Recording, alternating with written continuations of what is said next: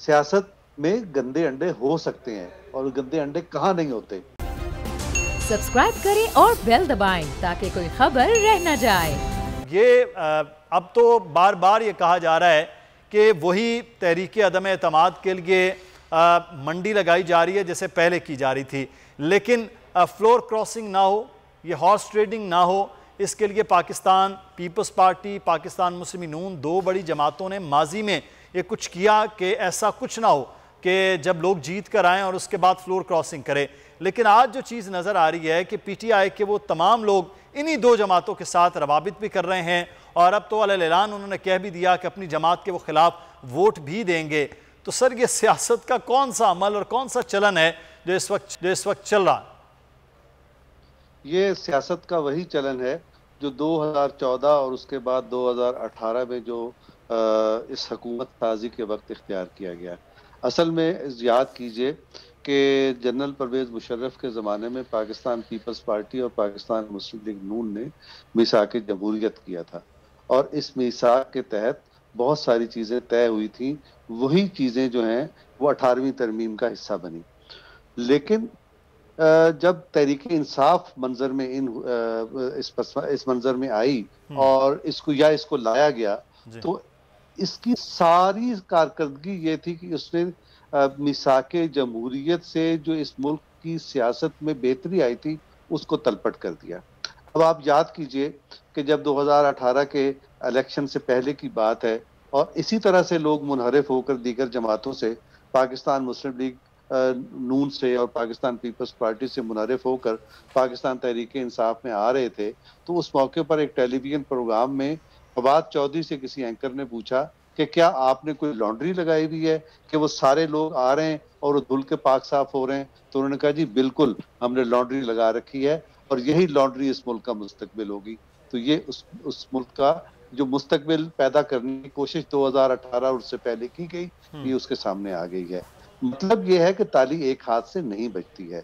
जिस वक्त ये काम आप दीगर जमातों के साथ कर रहे थे, तो ये लोग जो आज लोटे उठा के मुजाहरे कर रहे हैं, ये अच्छे लोग हैं, इनको मुजाहरे करने चाहिए। ये अच्छा यानी हमारा मजहर है हमारी सियासत में, लेकिन ये बेवक्त है और ईमानदाराना नहीं है। इन लोगों को मुजाहरा उस वक्त भी करना चाहिए था कि दीगर जमातों से मुनहरिफ होकर आने वाले लोगों को मत लें।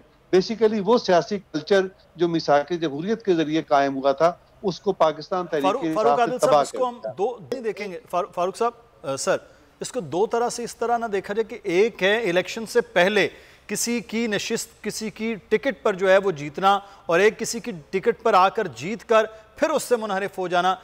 इसको अखलाकी तौर पर तो हम कह सकते हैं कि एक जैसी चीज़ है, लेकिन आइनी और कानूनी तौर पर अलग अलग नहीं। मैं इस पर मजीद बात करेंगे, लेकिन यहाँ पर एक खबर दें आपको। तहरीक इंसाफ के कारकुनान का मुनहरिफ अरकान असम्बली के खिलाफ एहतजाज। इस्लामाबाद पुलिस की नफरी भी सिंध हाउस के बाहर पहुँच गई है। पीटीआई कारकुनों की इस्लामाबाद पुलिस के एसपी के साथ तल्ख कलामी हुई। पीटीआई कारकुनों का सिंध हाउस के बाहर से वापस जाने से इनकार सामने आ रहा है। आपको बताएं कि तहरीक इंसाफ के कारकुन का मुनहरिफ अरकान असम्बली के खिलाफ एहतजाज इस वक्त चल रहा है और आपको इस्लामाबाद की भी सूरत हाल से आगाह करेंगे और मुख्तलिफ इलाकों में इस वक्त एहतजाज किए जा रहे हैं। पीटीआई कारकुनान जो है वो एहतजाज कर रहे हैं मुनहरिफ अरकान के खिलाफ। और हम बात कर रहे हैं इस वक्त बार बार तहरीक अदम एतमाद के मामलात के हवाले से और मुख्तलिफ शहरों में एहतजाज की सूरत भी है, लेकिन इन एहतजाज के मामलात के हवाले से भी बात कर दी है। लेकिन एक चीज़ बड़ी अहम अब क्लियर होगी कि 27 तारीख को पाकिस्तान तहरीक इंसाफ ये कह रही थी कि वो जलसा करेगी, 10 लाख लोग आएंगे, लेकिन जो लॉन्ग मार्च है पीडीएम का, उसके बारे में अब क्लैरिटी के साथ पाकिस्तान मुस्लिम नून पंजाब के सदर राना सनाउल्लाह कह गए हैं कि 26 को वो पहुंचेगा रावलपिंडी और 27 की सुबह वो इस्लामाबाद शाहराह दस्तूर पर पहुंचेगा। यानी पहले पीटीआई भी वहां पर और अब पाकिस्तान जो डेमोक्रेटिक मूवमेंट है वो भी वहां पर होगी। तो फिर तो एक तसादुम की सूरत ही होगी। जमील फारूकी, ये किस तरह से फिर ये मामलात आसानी से हल होंगे? वो कह रहे हैं हम भी होंगे वो भी होंगे, तो फिर दोनों जानिब से गुजर के लोग जाएंगे।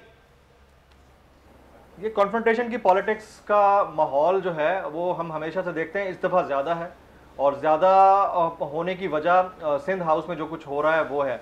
लेकिन जो चीज़ खान साहब के लिए हलाल हुआ करती थी वो अगर कोई और कर रहा है तो उसके लिए हराम तस्वर किया जाना ये भी गलत है। इस चीज़ को भी अंडरस्टैंड करना होगा कि सेनेट के अंदर जो कुछ हुआ, क्या वो हॉर्स ट्रेडिंग नहीं था? अगर हॉर्स ट्रेडिंग था तो अब जो हो रहा है उसके ऊपर इतना क्रिटिसिज्म क्यों है?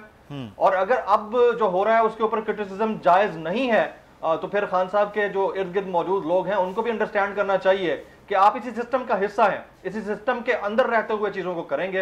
अगर आप पॉलिटिकल मैनेजमेंट दूसरी पार्टी से ज्यादा बेहतर नहीं कर सकते तो फिर मसाइल आपके लिए खड़े हो जाएंगे, और मसाइल खड़े हो चुके हैं। ये सिर्फ अपोजिशन के लिए मसाइल खड़े नहीं हुए, गवर्नमेंट के लिए भी खड़े हो चुके हैं मसाइल, और आने वाले चंद दिन के अंदर ये कॉन्फ्रेंटेशन मजीद बढ़ती हुई दिखाई देगी। ये जरूर मैं बता दूंगा कि मैच आखिरी बॉल तक जाएगा।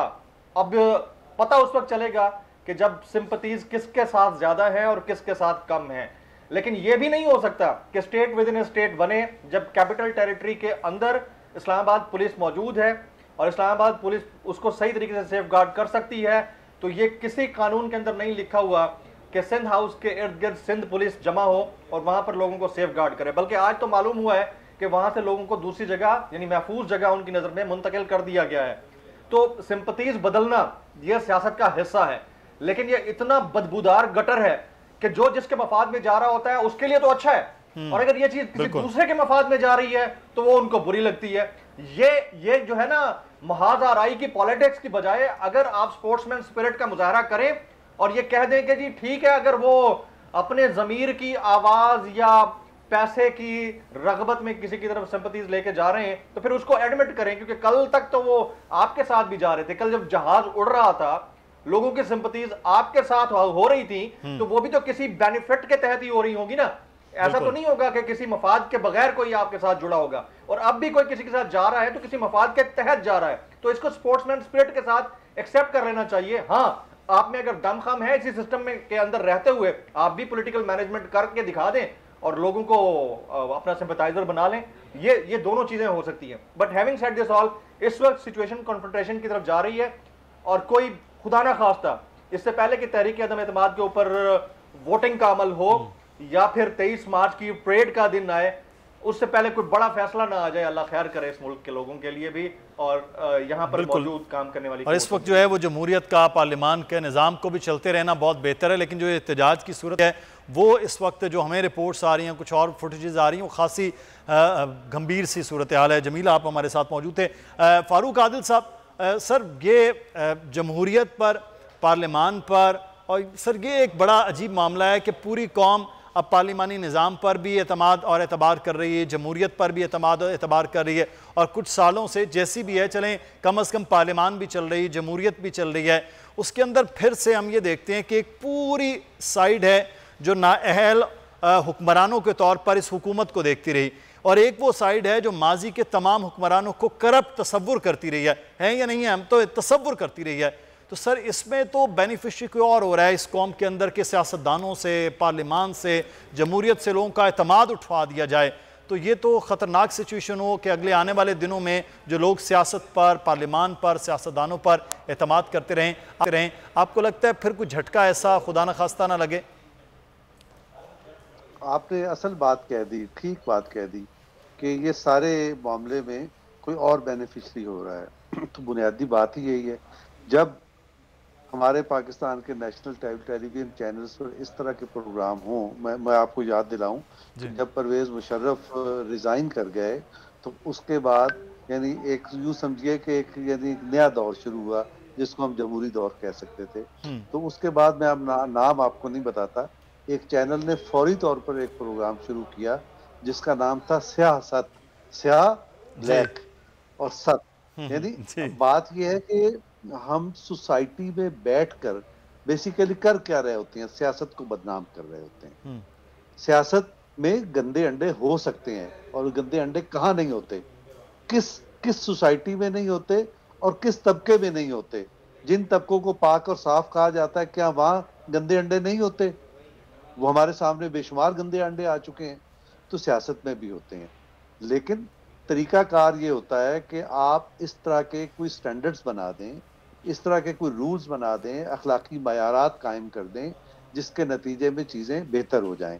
तो हमारे यहाँ ये चीज़ें ख़ास तौर पर ये जो जनरल परवेज़ मुशर्रफ के बाद का ज़माना है, वहाँ तक नवाज शरीफ तक, जिसको डिसलॉज किया गया 2017 में या 16 में, उस ज़माने तक चीज़ें बेहतर जा रही थी, लेकिन वो बेहतर जाना किसी को रास नहीं आ रहा था, लिहाजा उसको सारी चीज़ें तबाह कर दी गई। वो जो अखलाकी और कानूनी मायारात कायम किए गए थे वो तबाह कर दिए गए। अच्छा, जिस जो आलाए कार बना आज वो उसका निशाना है। तो वो बात कि जो कुआं आप किसी दूसरे के लिए खोदते हैं, बिल आखिर उसमें जाके गिरते हैं, तो उसमें ये जाके चले गए। और सच्ची बात ये है कि ये इस तरह आप तय नहीं कर सकते कि जी ये सियासतदान बुरे हैं और जी ये जो वफादारी बदलने वाले ये बुरे हैं। सर ये तो हर ग्रुप और हर चीज़ के अंदर फारूक साहब, ये हर चीज़ में लोग इस तरह गंदे भी हैं, बुरे भी हैं, अच्छे भी हैं, लेकिन बहरहाल निज़ाम पर जो सवाल जो हैं वो उठना, और बेनिफिशरी जो आप बात कर रहे हैं वो हम 3 दिन से ये बात कर रहे हैं कि वो कोई और ना हो जाए, और पार्लिमानी निज़ाम जिसको बड़ा सींच के यहाँ तक पहुँचाया खुदा न खास्ता, उसके लिए मामलात जो है वो कड़े न हो जाएं। अफजल खान साहब हमारे साथ मौजूद हैं, साबिक सेक्रेटरी इलेक्शन कमीशन। मैं सर उनसे हवाला बात कर ली जाए। सर ये इलेक्शन कमीशन इस मामले में क्या कोई किरदार, उसके पास कोई इख्तियार, कोई किरदार नहीं है कि अगर कोई अराकीन मुनहरिफ होकर अलल ऐलान ये कहते हैं कि हम अदम एतमाद में अपनी जमात के खिलाफ वोट देंगे, तो क्या इलेक्शन कमीशन के पास कोई इख्तियार है उनके हवाले से? अगर सरबराह उस जमात का लिख देता है फौरी तौर पर पहले ही किसी वोट से, तो क्या कोई उनके खिलाफ फैसला हो सकता? बिस्मिल्लाहिर्रहमानिर्रहीम। मुदस्सिर इकबाल, बात यह है कि हमारे पास जो कानून है, जो बुक है, वो उसमें सारी चीजें हैं, लेकिन उसको इम्प्लीमेंटेशन और उसकी एग्जीक्यूशन, उसमें जो ड्राइवर होता है, आपके पास एक अच्छी गाड़ी आ गई लेकिन ड्राइवर अच्छा नहीं है, तो आपने मर्सिडीज का भी कबाड़ा कर देना है। और अगर अच्छा ड्राइवर है तो वो छोटी से छोटी और कमजोर से कमजोर गाड़ी को भी अच्छा रख सकता है। बात यह है कि हमारे यहाँ की जो आपने जो स्पेसिफिक एक सवाल किया जी, पहले मैं उसको आपसे देता हूँ और फिर दूसरा भी आपको कहता हूँ कि ला तक़नतु मिन रहमतिल्लाह, इंशाल्लाह अल्लाह खैर करेगा। अल्लाह ताला के ये जो कुछ प्रोसेसेस होते हैं उसमें लोग एक्सपोज होते हैं, और जो डेमोक्रेसी की रूह है वो ये है कि अवाम की रिफ्लेक्शन ऐवानों में हो। अभी सब्सक्राइब करें और बेल दबाएं ताकि कोई खबर रह न जाए।